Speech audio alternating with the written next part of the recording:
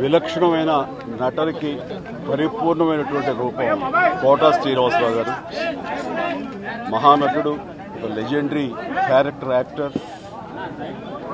మా ఇద్దరి నట ప్రస్థానం కూడా ఒకే సినిమాతో ప్రారంభమైంది. అది ప్రాణం ఖరీదు.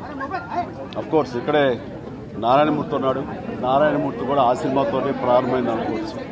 సో సుదీర్ఘమైనటువంటి ఈ నట ప్రస్థానంలో మా అనుబంధం వెనవేసుకోవద్దు. అంతా ఇంత కాదు. ఆయనతో నటిస్తున్నప్పుడు తెర మీద ఆయన నటనను చూసి అద్భుతం అనుకోవడం వేరు.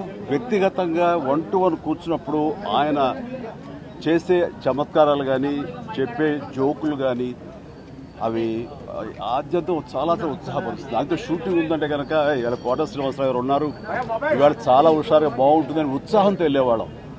అలాగా ఆయనతోటి ఒక అనుబంధం పెనవేసుకు వెళ్ళింది. ఇంకా ఆయన చేయలేని క్యారెక్టర్లు, చేయని క్యారెక్టర్లు, మాట్లాడని యాస, మాండలికాలు లేవనే చెప్పాలి.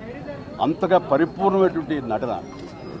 నాటక రంగం నుంచి వచ్చి సినిమా రంగంలో తనకంటూ ప్రత్యేకమైన స్థానం ఏర్పరచినటువంటి గొప్ప నటుడు. ఆయనతోటి నాకు ఎన్నో సినిమాల అనుబంధం ఉంది. ప్రతి సినిమా ఒక్కొక్క అద్భుతమైనటువంటి నాకు ప్రత్యేకం. అండ్ అలాంటి మా కోటా శ్రీనివాసరావు గారు ఈ రోజున లేరు అనుకోవటం అనేది నిజంగా చాలా తీరని లోటు. అండ్ ఇది వాళ్ళ కుటుంబానికి, పరిశ్రమకి తీరని లోటు. అలాంటి మహానటుడు, అలాంటి వైవిధ్య పాత్రలు పోషించేటటువంటి విలక్షణమైన నటుడు మళ్ళీ వస్తారని అనుకోవటం లేదు. అలాంటి నటుడు మనకు దొరకరేమో కూడా, ఉండరేమో కూడా. అది ఎవరు పూర్తి చేయటువంటి చాలా భారీ నష్టం ఈ పరిశ్రమకి.